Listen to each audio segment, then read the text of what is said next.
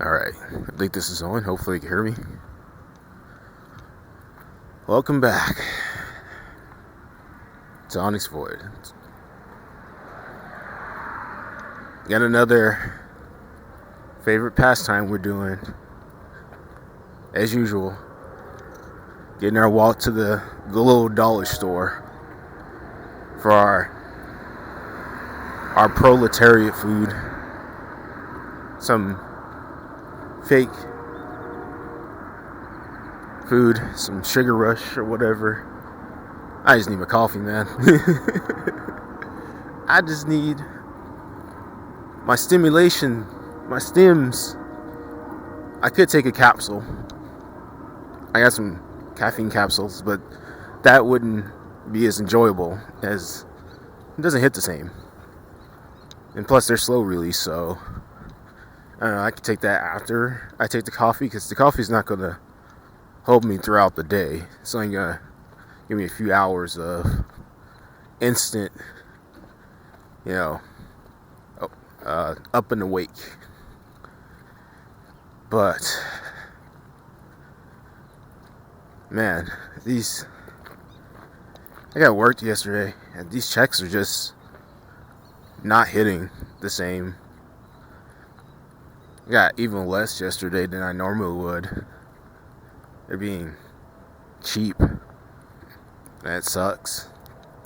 I did all that hard work, lifting pianos, clearing out a truck, and I guess $60 is $60, but that's supposed to last me till what? Next week, just enough to get me back to Monday while I try to scrimp and save on the weekends.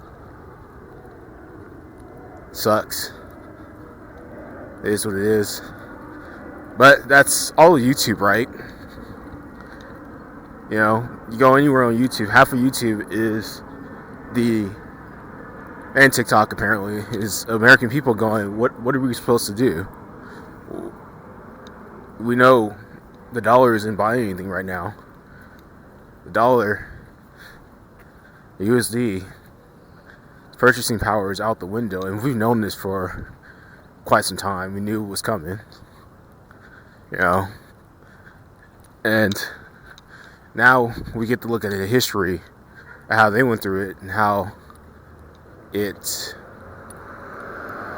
played out. Oh, it's a dog. Oh, dog's chasing me. Hey. Hi, dog.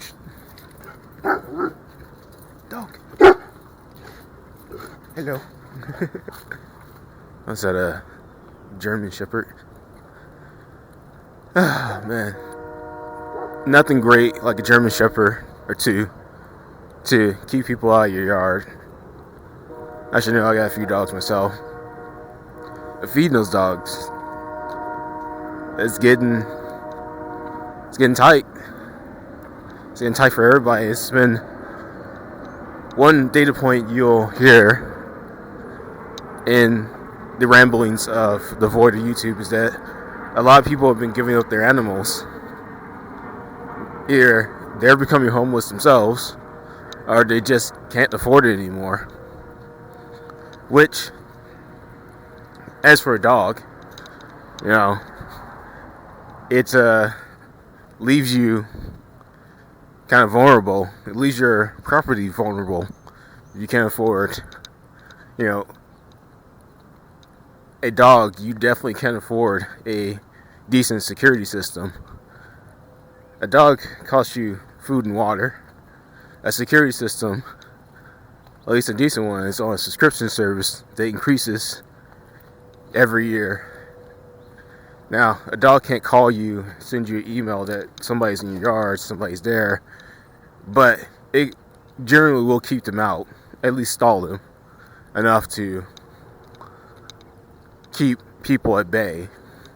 They'll think twice at least before just randomly committing a crime. But if you're really good, you can afford both. Electronic security system and a dog.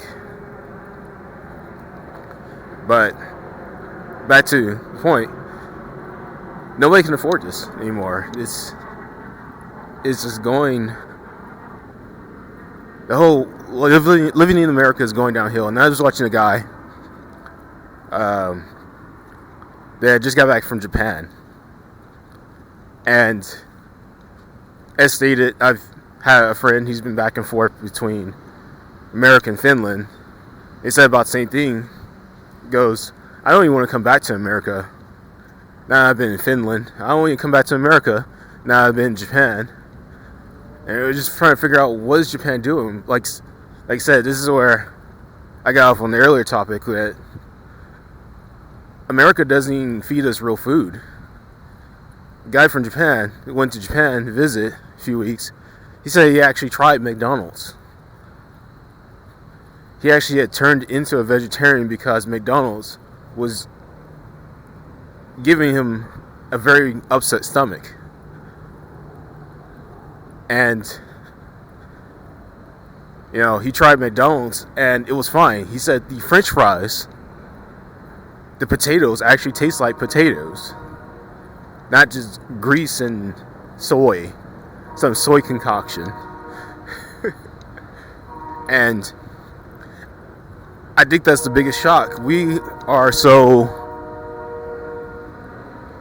acclimated to whatever they're feeding us, or it be pizza, or it be French fries, or it be anything, that we don't understand that all that's been pushed down to the bottom dollar. It's like most of it's not what you think it is. It's made in the factory.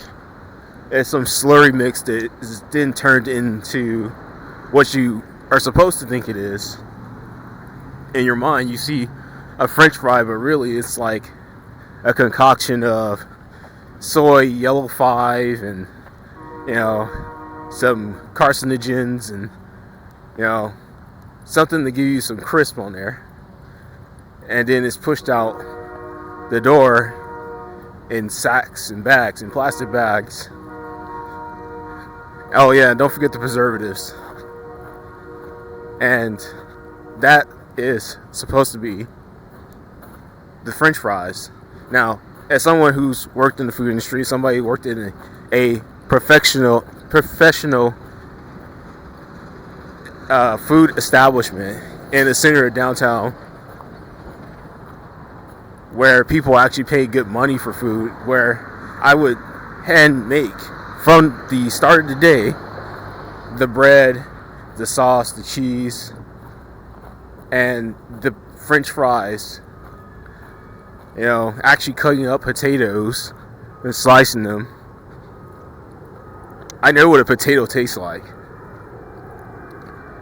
And McDonald's doesn't taste like a fry. Burger King doesn't taste like potatoes. None of this stuff tastes like what it should be, but we keep paying more and more for it. Well, more people are not paying for it, because one of the other data points is that restaurants are empty. And all this stuff is going away. Now, here's the thing. If all these companies are losing revenue, they're all getting their food from the same source, and they've all stretched this economy out to however long they can by delineating the food source, the food, by just making it as cheap as possible. So what's the next step? Well, they gotta get rid of employees. I could transition to how I'm trying to get a job. So I probably spoke about this a little bit, but I'm really trying to get into security.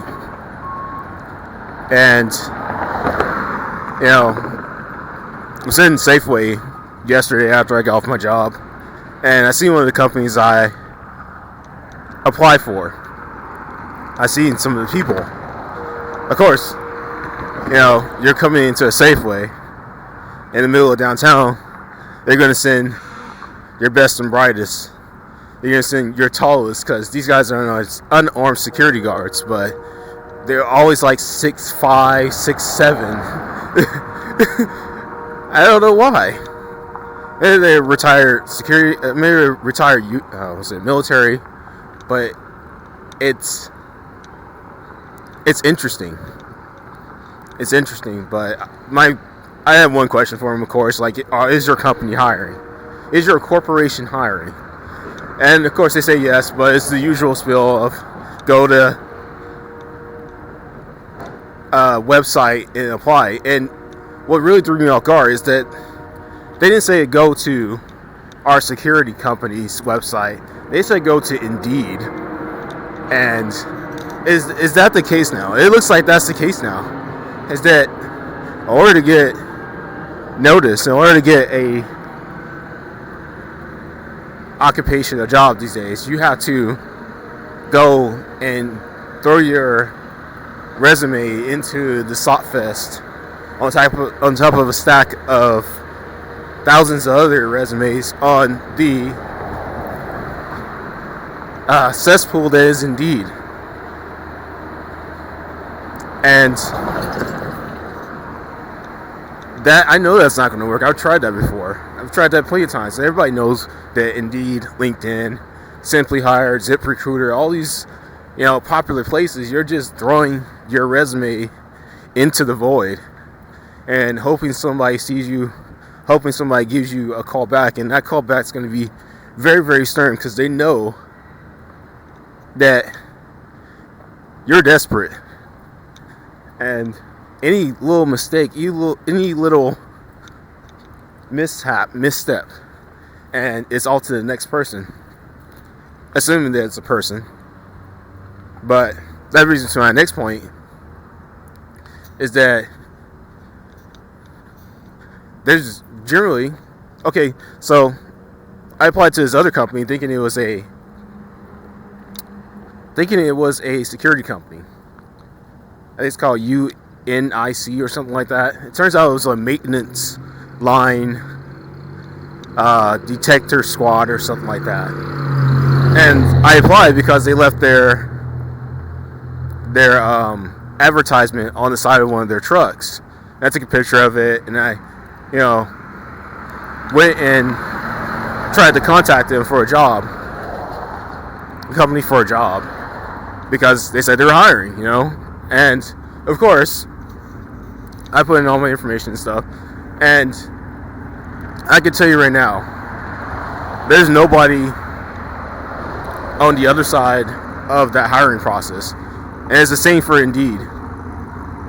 There's nobody on the other side of these hiring processes. It's just a robot. And what's bugging me now, and what was bugging me, I said that this bugs me before, why I don't have a camera on my cell phone, why I'm here talking into the void, pre-recorded on a device I made, is because I don't like, dang, got the pipes, I don't like the AI scanning my face. And wouldn't you know it, the AI wants to scan my face for this not security job, for this $18 an hour job, and I don't even know if I should do it. I'm debating about it. Do I need a job? Yes. It'd be great. I could have some way to exchange my time for currency, on a daily. But circling back to the beginning of the video, is $18 an hour really worth it? Is it really worth taking the chance right now that it just doesn't go in some database and, all the footage, all the information just gets routed to some marketing scam, some marketing database, and they just sell it? That's the question. So, that's enough of my yapping. I'll maybe keep on the progress of what's happening with these so-called jobs that are in demand, where they need people, quote unquote. But I don't know. What do you guys think? Are you guys looking for a job? I'm pretty sure you are. I'm pretty sure you're on YouTube, possibly chronically. You know, when you're not looking for a job, just chilling out in this void, posting comments. By the way, if you vibe with this, you like this type of introspection, leave a like and subscribe, and I'll catch you guys in the next one.